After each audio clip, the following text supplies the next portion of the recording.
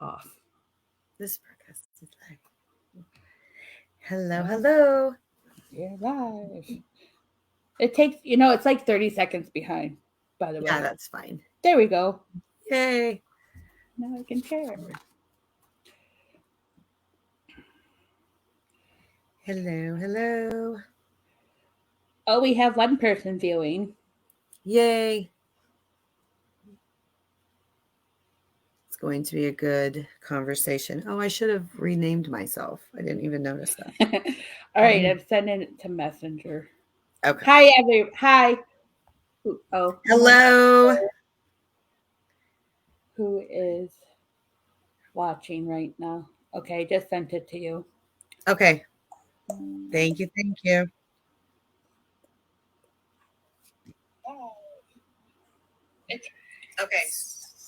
Thank you. Oh, turn your phone down. Sorry. Okay. Oh. There we go. All right. Hi, everyone. We are back after a long little hiatus. And tonight I now have a co-host. Yay. Hi. So this is Beth. She is part of the Underground Paranormal Network that I am part of as well. Yeah, my hair got long, Jeremy. Thanks. Very long. It's green too. Turning colors. I got to get that redone. But anyways, so, and what's the other team what's the team that you're actually on? SOP, Spectral Paraforensic Paranormal Ohio, Spectral Ohio Paraforensics. There you go. Yes. So, good thing is we're not going to have guests on very much. We might once in a great while if we really deem it to be, but we're not. It's just going to be us two. And the topics that we're going to actually talk about have always intrigued me. And I know they've intrigued her because she's a librarian. And so the topics that we're going to actually be talking about are nursery rhymes, fairy tales, and serial killers. And you're probably wondering why nursery rhymes and fairy tales. But they do have a dark side to them. And so that's what we're going to dig up a little bit of, is the dark side of the fairy tales and nursery rhymes. Serial killers, well, obviously that's dark in itself. So, So being that it was Valentine's Day a couple of days ago, so happy belated Valentine's to all of you guys. We're going to actually talk about the St. Valentine's Day Massacre today. Whoop. So please share out. We want more people to participate, enjoy, share. So again, my name's Holly. I have my own team, Two Spirits, One Connection, and this is our our vodcast. Everyone's like, why is it a vodcast? Because it's video, because you can see us live. I was looking, there is a difference. So yes, it's called Twisted Tales from the Graveyard, Digging Up History. And I had so much fun digging up this history. It's a horrible massacre tragedy, but the information that is out there about it, there's just so many things that possibly people just don't know about when it came to some of this. So I'm really looking forward to our conversation about it today, and hopefully everybody can get involved too. And I feel like it's going to be a fun one today. I hope so. There was a lot of information. Don't get me wrong. There was a lot of information about it. So, and it actually, I really, being a young person when I was younger, didn't realize it was all put together, because my dad used to watch like a lot of these old movies that like Scarface and all that. And I never put two together until I was researching. I was like, oh my gosh. Yes. I remember some of that. So But Well, let's and get even while I was researching, I guess I didn't realize that Al Capone was considered public enemy number one. I didn't know that I was either. not, yeah, I didn't know that either. I learned a lot looking into this. Oh, Yes, Darren, it is Darren one of did the most notorious stories. out of Absolutely. Chicago, and Darren's done a lot of research. Awesome, Darren. Well, then you can chat up some questions for us. Well, you can just share some info. I don't know Yes, about yes. I don't I know don't know if about we're expert questions. chat. And we are going to share some pictures. So forgive us because we're still learning how to like present. I didn't do that before, so that's all new to us is presenting I pictures. think we So have it mastered. we I have might have total it faith. mastered, but That's you know. So the St. Valentine's Day Massacre actually was the murder of 7 members of the Chicago North Side Gang, and it did occur on February 14th of 1929. And it's very interesting. And I don't know if you're familiar with the North Side Gang, but the leader, the boss mob for that group was George Moran, and they called him Bugs. Oh, there you go. Saw the horror characters. That was a last minute decision. You'll have to let me know if it works. I still have my skull. It's too big for me to I move love out. your skull. It's bright too. It's really nice. Yeah. It's there. My daughter wanted me to take it down for Christmas. I said no, it's staying up. All right. So yeah. So Al Capone was the hitman, the boss, the mob boss, I should say. He basically ran everything in that territory as far as mob gangster related. And he was the Italian mob boss, where I think the North Side Gang, Bugs, was Irish. So he was the Irish mob boss. So you got 2 different ancestral backgrounds right there. So that was kind of cool to learn. If you want to show a picture of Al Capone. Yeah. Because I'm a pro at this now. So we're going to. I was looking at his pictures. I'm like, he's goofy looking to me. Here, we'll just do it this way. Oh, you can't see it that way. Hang on. Nope. Bloop. All right. Now I have 2 windows up and I don't know. So we'll see. Well, I had it up ready to go and then it said nope. It disappeared on you? Yeah. So we'll do it this way. Okay. Can you see that? There you go. Public enemy. He's just weird looking to me. Like he's, I don't know, like creepy. And then it's like, how can you really take him serious? But apparently people did. I mean, he started at a very young age of in crime at the age of 12. And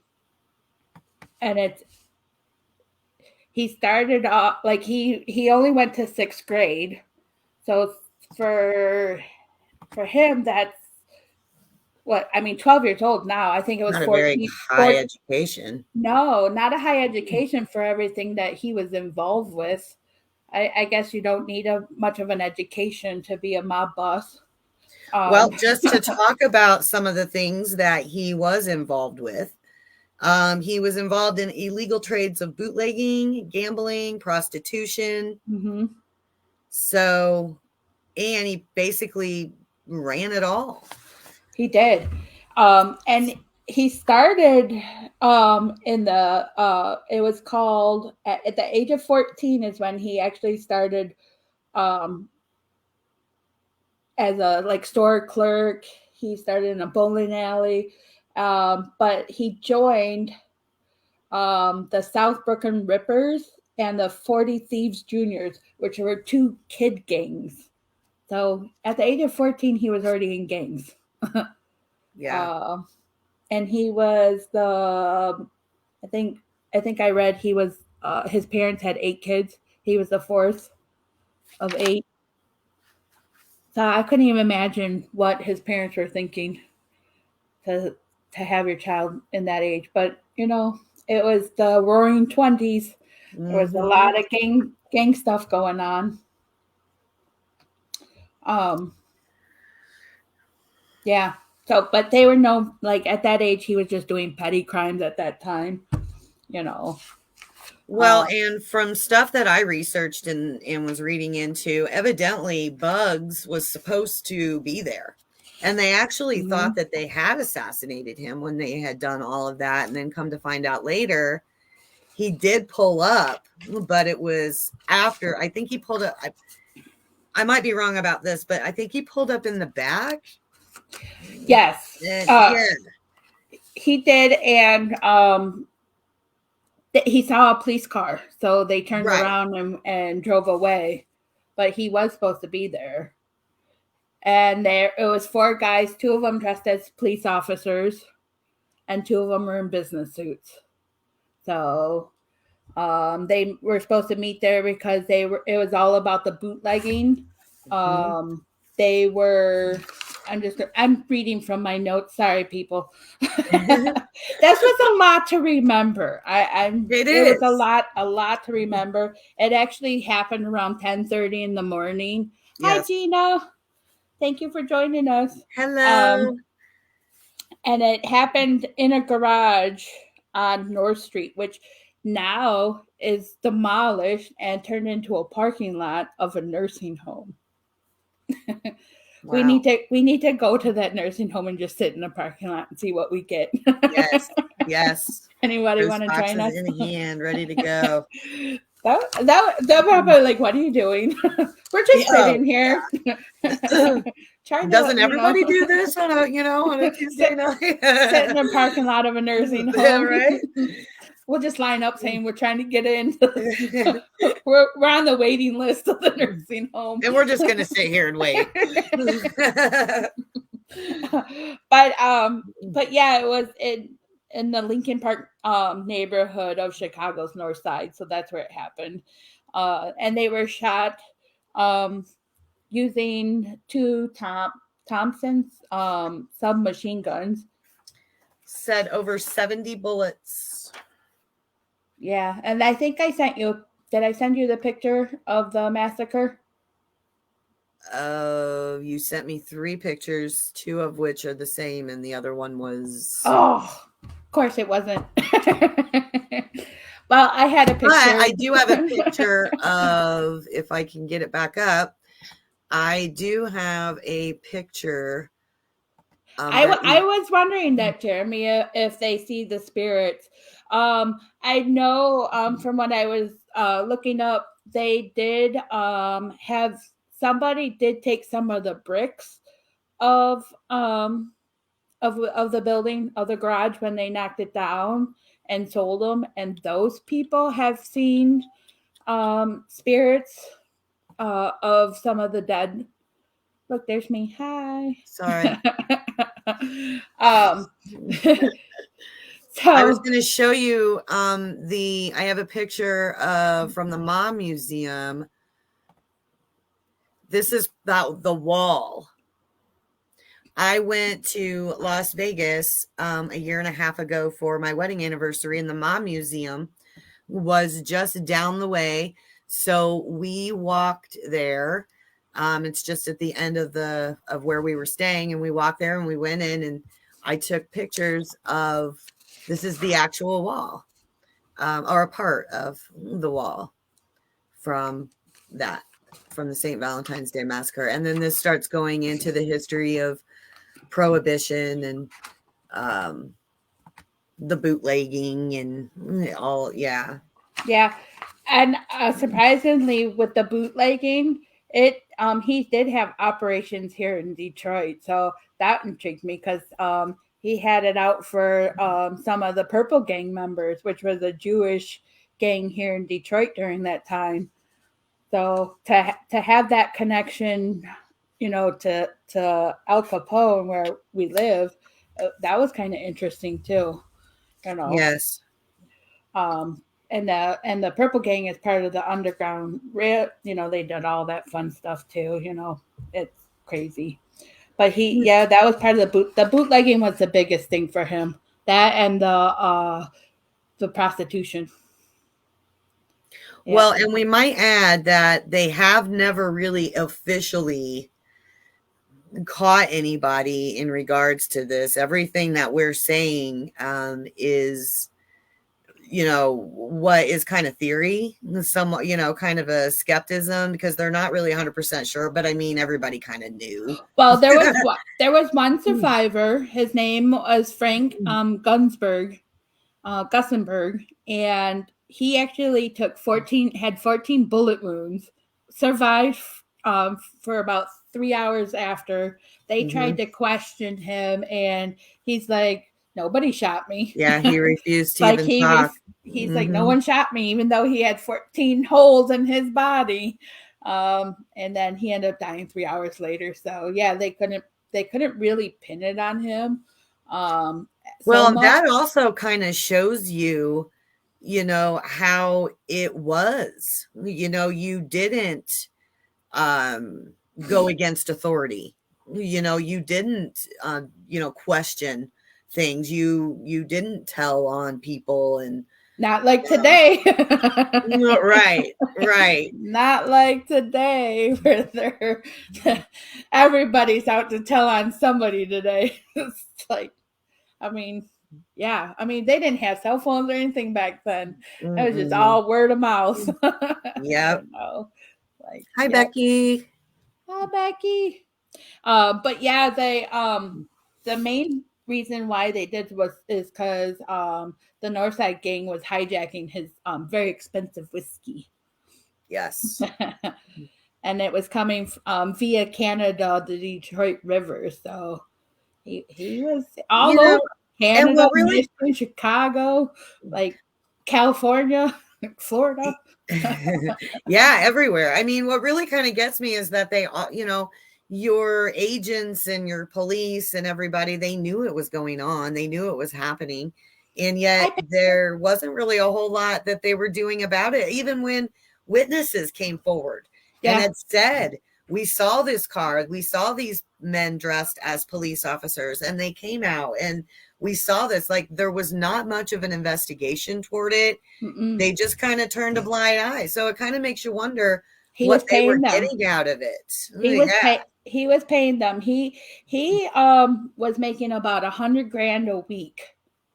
$100,000 a week. He was 60 million was his what I read is what his so-called money was at when he died.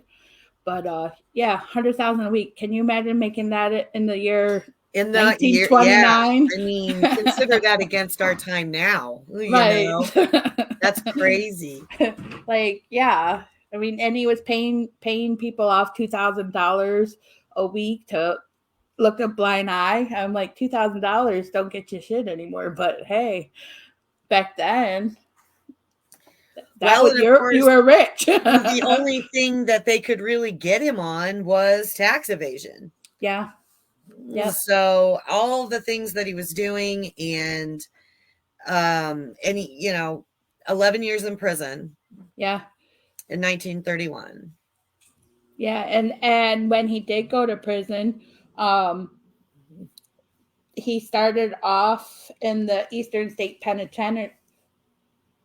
I can't say it. Penitentiary. I'll say it for you, Holly. Penitentiary. It's going to tongue tie. I knew that word was going to tongue tie me. I could say it in my head, but as soon as it came out, I was like, "Yep, nope." But when he was there, it was amazing. He ended up having those the warden and the guards all in his back pocket. That he ended up having a very luxurious cell there. He had a carpeted walls, a radio that they would listen to, people at the whim of if he wanted to see somebody, they were able, he had visitors every single day. He actually would play a banjo in the showers. They were able to do, I mean, it was totally different than how is now, as far as the prison systems. Of course, he was what? Wasn't he at Alcatraz? He was after that. After he ended up moving to Alcatraz. After that, and when he was at Alcatraz, he was just like every other cellmate. Like he ended up spending time in. I think he got in a fight, so he ended up spending time in solitary confinement for 8 days. And so they didn't treat him any different. They're like, "Yep, nope, bye. You ain't paying us." But yeah. So, but while he was there, he ended up getting syphilis. Right. Which ended up going to his brain, and because of that, he was deemed no longer a threat in society. Yeah. And he died in 1947. And which is a little conspiracy in itself, because some of the things I read, he died from syphilis, and another few things I read, he died of a heart attack. So. Right, same. Remember, we had that huge conversation about it? And I'm like, what do you mean he died from syphilis or a heart attack? That's not what I read. You're like, wait, what? Yeah, so we don't know officially what he died from. But nonetheless, he's dead. And people do see his spirit. Maybe Darren knows. Was it Darren that was the researcher? Yeah. maybe they know specifically what it was. Yeah, they said that they do like if you go to the Eastern State Penitentiary. Penitentiary. There you go. I'm just gonna call it Penn. That's fine. They say when you go there, because and a lot of paranormal teams, I read that they do go there. They hear the banjo playing in the bathroom, in the showers. Interesting. So you might if you do investigate there, go in the showers where he played. You might hear a banjo. He died from pre-COVID. Oh, Ace. How are we doing? Oh, Ace? he made Italian meals for the prison. Yeah. All right, syphilis. It is. Oh, his death. Okay. Well, there you go. He died of syphilis. I'm sure that wasn't pleasant. So I'm not even going to look up. I know this is a bad disease, but I ain't going into that one. No. We're just going to leave that alone. You're right. But they say when he was at the Eastern State Pen, that he was tormented by one of the guys that he supposedly shot. That he was tormented. Everywhere he went, he was tormented by James Clark, and that was one of the victims of his shooting that he ordered. That's okay. While he was in Alcatraz? No, when he was at the Eastern State Pen. Oh, the Eastern, you said. That's when he started, the ghost of James Clark started haunting him. So my question on that would be, could that potentially be because he was already starting to get symptoms of having diseases and whatnot? Could it be a hallucinational type thing? It could have been, but I would have to look up what the symptoms of syphilis is. Oh, that's right. No, if you want to go research right now, look up symptoms, go right ahead. I'm not going to. But James Clark was Bugs's brother-in-law, and you could hear that other inmates that were there actually said they could hear Capone telling James to leave him alone. So who knows if he was, starting to get sick. Yeah. Just kind of losing his marbles. Yeah, his brain was. Oh, he contracted. Yeah. I figured. I didn't want to say what I knew about it. His brain, yeah. I knew it was sexually transmitted disease. Well, I mean, he was kind of the pimp of the 1920s, right? He was a pimp. That's what he started with. Other than the minor, the kid gang ones, but his mentor, and I have his name here somewhere, but his mentor was the one that passed down the mob to him, basically. When he retired, Al Capone took over. So he's, but that's where he started, was in the brothels. Well, you know what they say. He was sex sells. say it. Ooh, He was a hoe. Yes, he was a hoe. Oh, Well, he could afford to be. I mean, I think we figured that out already, right? And he was Italian, so hey. There you go. Oh wait, did I say that out loud? No. I'm sorry, I was married to one. Yeah, so the Eastern State Pen did close down in 1971, so, and it is abandoned, so it says it's a favorite spot for paranormal.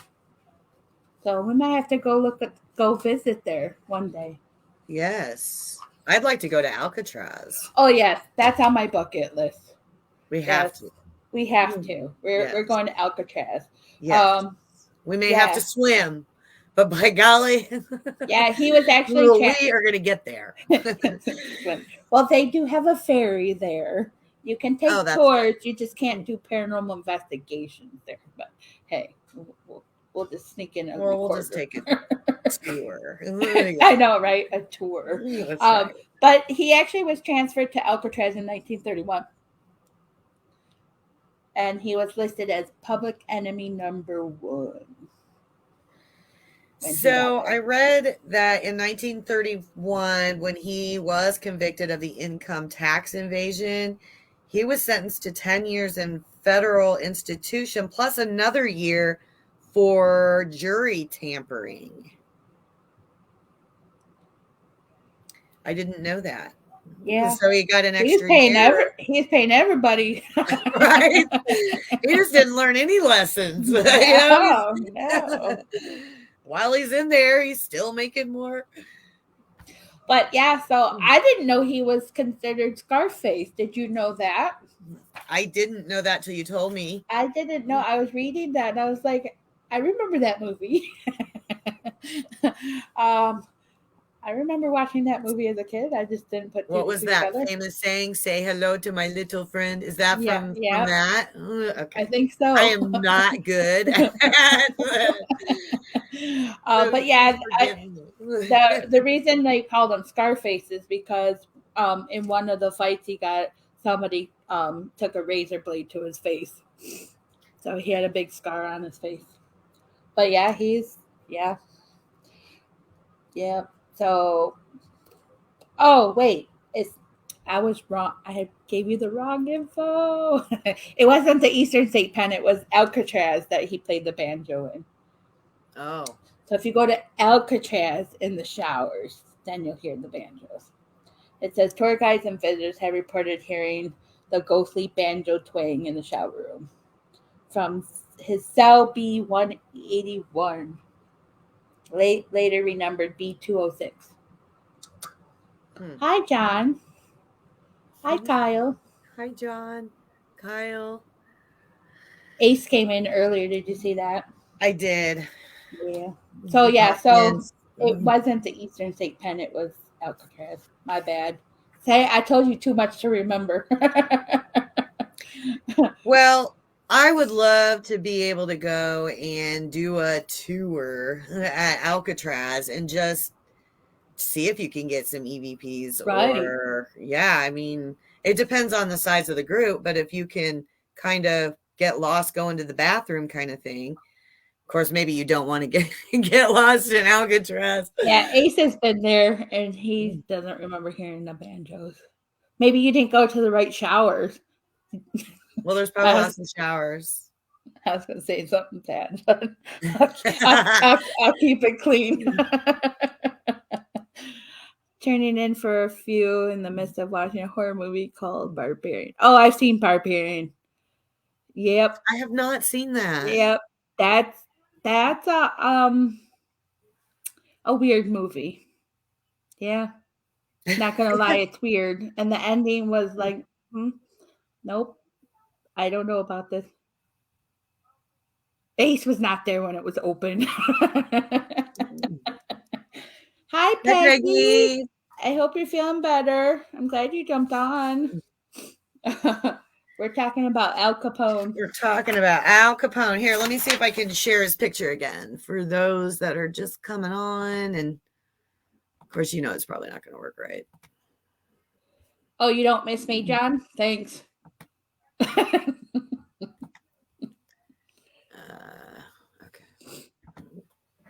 All right. So, boom. Yeah. He looks like a bug. Oh, I didn't even pull up Bug Moran, what he looked like, but Alfonsi? Is it Alphonse, yeah, Alphonse, Alphonse? Gabriel Capone, public enemy number one. And what's the reward? 25,000. Yeah, and I was just seeing about J. Edgar Hoover and how he used some kind of funding to dig in deeper into the gangs and the violence that was going around in Chicago during that time. I'm trying to find it. Oh, here we go. So he had the FBI director, he urged him to investigate the shooting in 19, well, this was a different one, I guess, a different shooting. Some cousins, Three Fingered Jack. Have you heard of Three Fingered Jack? No, I don't want to know what happened to his other two fingers.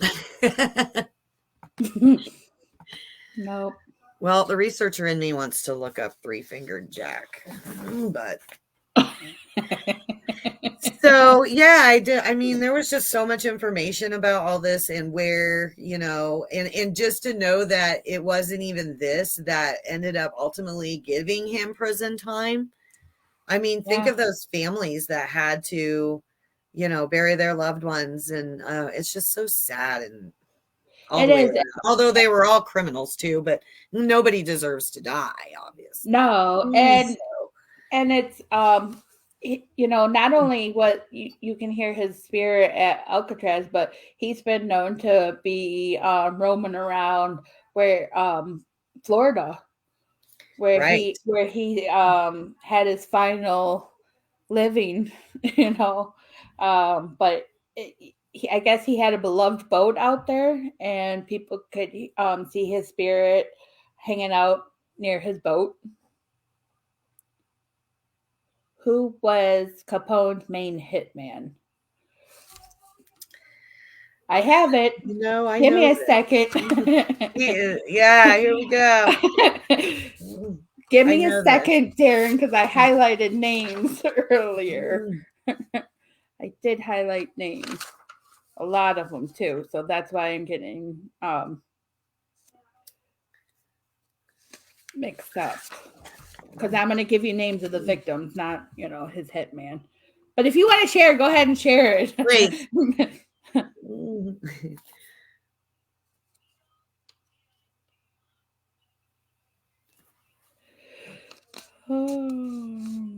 So Capone did have an airtight alibi. He was in Dade County, Florida courthouse the morning, being grilled by prosecutors about a different murder. Mm-hmm. Of course, he could have ordered the hit from Florida, but he had motives. His men had engaged in gunfire years ago to bugs, and John Scalise and Albert. There are two prime suspects: are Cosa Nostra hitman John Scalise and Albert Anselmi. Hello, Eddie. So,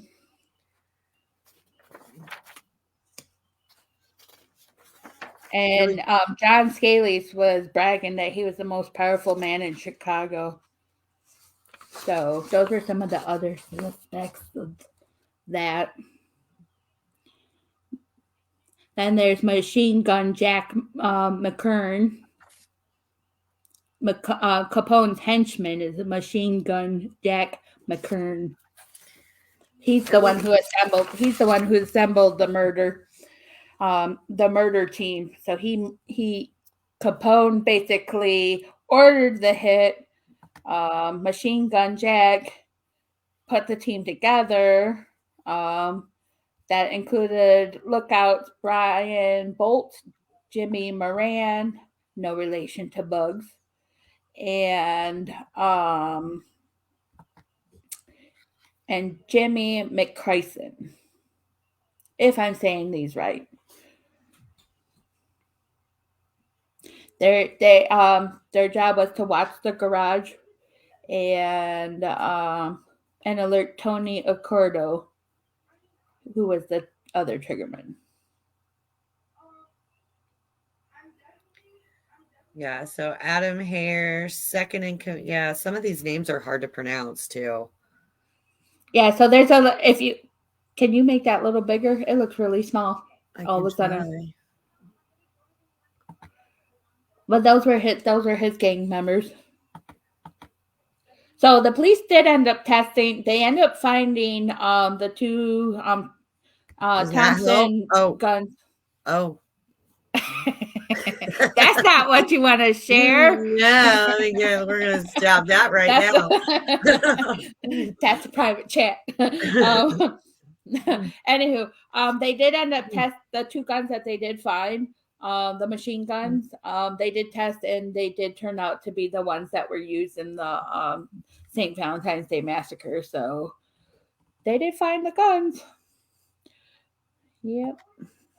They actually found it in Fred Burke's Michigan bungalow. So they found him here in Michigan. So Michigan has a tie in the St. Valentine's Day massacre. How wonderful. A little bit of Al Capone everywhere. A little bit. Little bit. I think it's cool. It is. Yeah, it says, and it says is that bigger? Yeah, a little bit. Okay. If I not much, but we'll figure it out. We'll get it figured out. Oh, I gotta speak Italian names with my hands. Nah. I do speak with my hands a lot. I mean, that probably came, with the Italian name that I occurred. I actually am Italian. Are you? I am. My family, well, my grandfather, my mother's maiden name is Liose. They came over on the boat back in, and my great grandmother, from what I understand, spoke just like that, you drink the wine and stuff like that, So I have Italian last name, but I am not Italian. I was married to one. But his parents came from, his mom came on the boat. So we have heard a lot of stories about that. But yeah, I think it's, they do speak with their hands a lot. And I probably. Yeah, and that makes sense because I do it all the time. I don't know why. Look at you see me here. I don't know why. But the garage was demolished in 1967, so that was not too long ago, 50 years, 60 years. Some of you guys were young children when this happened. If you were born before 1967. Yeah, and then of course it's a nursing home, so we have to look that up because that would be cool to go just say, hey, I'm standing where they did the same. I wonder what that nursing home's called. Wait, I mean, what is it called St. Valentine's? That would be appropriate. What was the address? It was on Clark Street. It was 2122 North Clark Street. 2122 North Clark Street. Let's see what it says. In Chicago. And they were actually the bricks of the north wall, which the ones that you showed, was purchased by a Canadian businessman, and for many years were displayed in various crime-related novelty displays. But now they're at the museum in Las Vegas. Oh, so those are all the bricks. That's a lot of bricks, though, that you showed. Surprisingly. Yeah, I'm going to show it again here in a second. What's there now?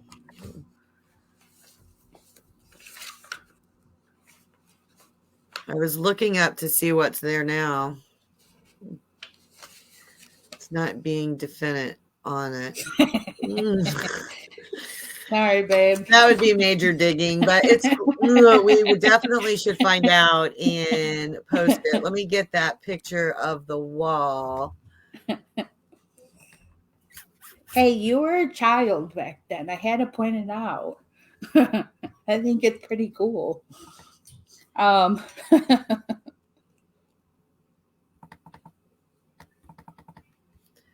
oh, did you know?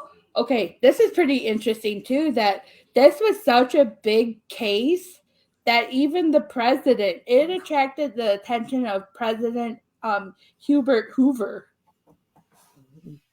Yeah, Herbert and Hoover. he ended And up I was like, using money I thought that to, was interesting. yeah. I was like, dang, he was that big that even the president was after him. You can't have Like, as much money as he did and not be not seen and known. yeah, because it said having just started his presidential term, Hoover demanded that Capone be brought to justice. Andrew Mellon, the Secretary of Treasury, was pressured by Hoover to superhead the government battle against Capone. That's really not helping, is it? And they called him Big Al. Big Al. He had a lot of nicknames. Big Al, Scarface, Public Enemy #1, you know. Well, he was kind of big. And weird looking. Yes. So these pictures I'm showing you right now are pictures from the Mob Museum that is in... And we will figure out how to make it bigger. We apologize, guys. We're newbies. We're newbies at sharing pictures, and we're doing it the generic way tonight, but we will get it right. So these are pictures that I'm showing from the Mob Museum that's in Las Vegas. My husband and I went there like a year and a half ago, and it was at the end of the Strip, and it was within walking distance of our hotel. So we walked over there, and they have a whole entire section just about the St. Valentine's Day Massacre, and as well as all of the prohibition stuff and the right. Everything that was going on during that time. And I wonder what the families, like the relatives, because you got to think he probably has grandchildren that, you know, because he was married and he did have a child, you know, I think a couple children, surprisingly. So you got to blamed. Yeah, right. So I wonder what they think of that, all that museum stuff, you know. I mean, what if you had the last name Capone?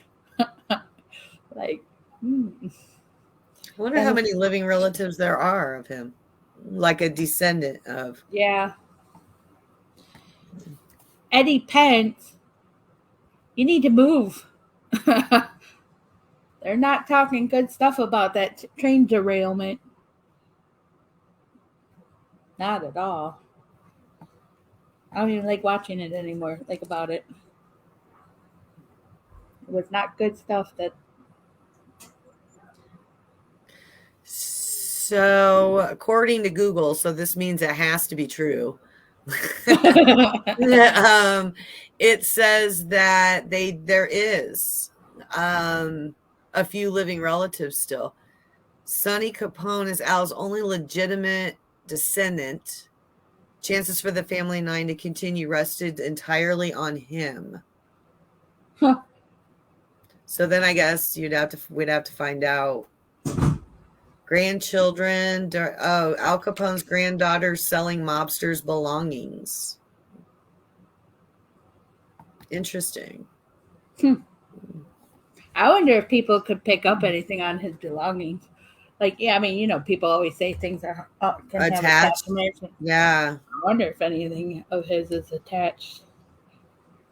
You know, it'd probably be so outrageous, though, that you know, because people would pay top dollar for that stuff. Oh, that's scary, Becky. Oh no. I mean, I've been seeing videos of like the fish in the air, like they're just dying, like in the water. Just thousands and thousands of fish just popping up. So I was watching, I think it was Pat Gray or something this morning, and they showed this from the sky, this huge cloud, and I mean, it just doesn't even look safe, let alone telling residents that it's safe and go back to your places. Mm-mm. Sorry, Eddie. I didn't know you. I was worried about you. I was going to ask you if you were close because we have a couple friends in Ohio. I was like, oh, I'm not liking that. Yes. Hope everybody's out, hope everybody can get safe and get somewhere safe if not, because it didn't look like it was ready for people. We are doing great, Jeff. Thank you for joining us. Yes. Okay, so another place that has we can go visit. I know some people are skeptical about graveyards, and so am I. Trust me, I really am. But it would still be cool to go see his where he's buried at. Where is he buried? His final resting place is alongside other members of the Capone family. Is the Erie Mount Carmel Cemetery in Hillside, Illinois. Okay. He died on January 25th of 1947. My mama was 3 years old when he died. That'd be a good road trip. That's not my too dad. My dad was 3 years old when he died. My mom was 2. Yeah. So my parents were alive when he was still, when he was around, which means my grandparents were definitely alive. Is it called Cemetery, Illinois? No, it was called Mount Carmel, Carmel. Catholic Cemetery. Okay. Cemetery in Hill. I was like, what? How ironic is that? Okay. Other people have alleged to see his ghost stalking the ruins of the Marable Caves Hotel, also known as Hotel Hell, in Marable, Wisconsin. What was that? What was that? I have no idea. One of my kids. Well, it does say that because I looked up if you can visit his grave, and it says that it is open Monday through Sunday from 8 a.m. to 7 p.m. So we need to go to Illinois. Who wants to go with us? Road trip. Road trip. Road trip. Hey, I think that would be cool. Like, well, I mean, it wouldn't be a good broadcast if we didn't visit a graveyard, right? No. So we should go visit the graveyard of Al Capone. And Ace was not around then, Kyle. Who owns the bus? Well, we just have to rent one. We'll just have to rent one or something. I mean, we know. I mean, some people. What's that? There's one group that has a little one of the little buses that it turned into their road trip van. I tried to talk some of our members on UGPN and getting a RV because that way we can all be in one area. I know that would be cool. It really would. Dad might own one. I don't think so. I probably know about that. I think he just owns vans. But yeah, so that's a little bit about the history of Al Capone and the St. Valentine's Day Massacre. It happened during the Prohibition, and it's kind of scary because I feel like a little bit that the world's going to repeat itself a little bit. Well, doesn't it though? I mean, it was all about territory then. It's still all about territory now. It's just different kinds of what we're territorial over. It's just evolved, and now we have alcohol is not prohibited and you can have it, and so it just seems like if it's not one thing, it's another. So you solve one and now you have another. Right. Yeah, and I wonder too, and I would have to look this up, but I wonder how many like mobs are still in existence. Like you don't really hear about Italian mobs anymore, but or Irish mobs. I mean, you hear about gang affiliations, but not like how they used to be. They definitely don't dress like they used to. Those mobsters dress to the nine. They do. And it says here that the mafia isn't really present anymore, but you still have like kind of like what I was saying, you still have your territorial, although it's not considered mob, it's still the same kind of concept though. Right. And I think that's kind of where they're going with this. Looking it up while we're talking about it. Sorry, I do that a lot. No, that's okay. I like to look up our stuff while we're talking. Hey, you have to do that sometimes because, like I said, there's a lot of information about Capone.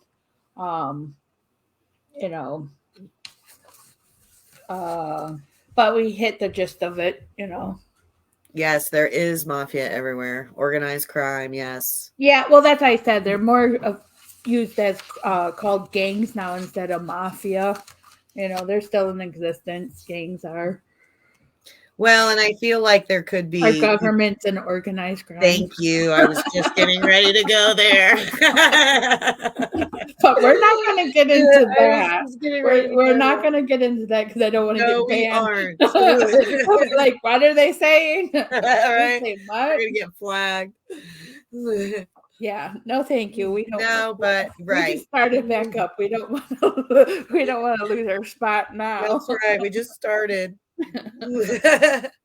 Our first night was our last. I wonder if other countries still have mafias, or if they're the same like us, where it's just like gang related. Well, I mean, even when you talk about the prostitution rings, what is it? India is probably one of the highest when it comes to the sex trafficking. Yeah. And all of that. I mean, that's part of that's just a different kind of. It happens a lot here, though, too. Well, yeah, a lot of it happens here, and that's very sad. And we should do more about it. I wish there was something we could do more about when it comes to, Well, my boss is part of the Human Trafficking Coalition here in our county, so that's awesome. I hear way too much about it, and it's good that there's when you have teenagers, it's not good. No, but I actually had to tell her, I'm like, I don't want to hear anymore because you make me nervous for I don't want to be a helicopter mom, and I don't, but I'm gonna start being a helicopter mom if she keeps talking. So I get it. Oh, the Mexican mafia. Oh yeah. Oh yeah, you got your large cartels. Yeah. Yeah, those. Yeah, still, you're right. Yeah, you still. Well, and all your smuggling and your mules and all that too. It's the same concept, just different time. Yep.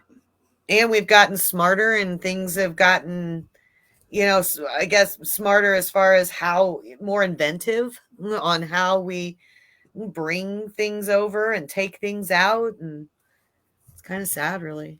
Yeah, and what's sad is too, it's like I know we're going to be talking about serial killers, but you got all these mass shootings now. Where do those fall into place? Like, I mean, God bless their souls. We just had one at Michigan State University. Yeah, my daughter goes to Michigan State University. Is she okay? Yeah, she is, and she's safe, and they're out of school this week now, and they were only going to keep her out. But yeah, was she anywhere near where that was? Or? I got new information about it today because she's just been kind of shocked. But I guess the person was above. She works on campus, so I guess the person was above her on campus, like a full floor or two above. Uh-huh. I mean, I guess. So she was in the building that it happened in. Well, he was all over. Yeah, he was, but she was. But yeah, one of them, yes. Oh my goodness! For a brief time, I think. I mean, but still, just knowing that, yeah, it's crazy. Yeah, so And he had But, no affiliation with the college at all. not at all. And that's what it's like, where does that fall into with serial killers and stuff? I mean, serial killers, I know they do usually one or two people at a time, and hide out for a little while. So, but yeah, we're going to be talking about different serial killers. So if there's something you want to learn, just pop it in, chat one of us and say, Yes. hey, look up this person. They'll find this interesting because anything you want to discuss with us. Yeah, we would absolutely. love that. And then again, nursery rhymes. Next week we're gonna actually be talking about the nursery rhyme Mary Mary Quick Mary. So, which is based off of Queen Mary. So we'll be touching base with Queen Mary, and I'm excited for that one a little bit, even though it's gonna be exciting. It's gonna be the best. That's one of my bucket lists is going to see the boat, the Queen Mary, the ship. So that's my bucket list. We need to get pictures. So we're gonna figure out how to do the pictures. Yes. Yeah. We'll figure it out by next week. We promise. This is funny. It's different. It's different this time. Totally different. But yeah, so if there's anything you want to learn, like I said, just send us a message and we'll look into it. There will be a few weeks that we don't have a show because we got other obligations, and we're not going to do a show just by ourselves because that wouldn't be fun. Hey, did you know this? That's right. I mean, but tell me about it. Okay, some people might say I'm multi-personalities, but hey. Just kidding. Whole Nobody new level. says that. Whole new level. Nobody says that. They better not. I've heard nothing, so you're good. I'm good. I'm a good person. You are. Nothing about that.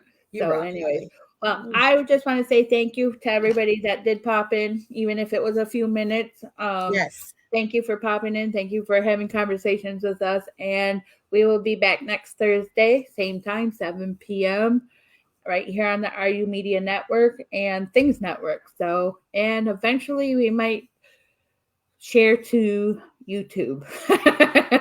So if you don't find us on here, you might find us on YouTube.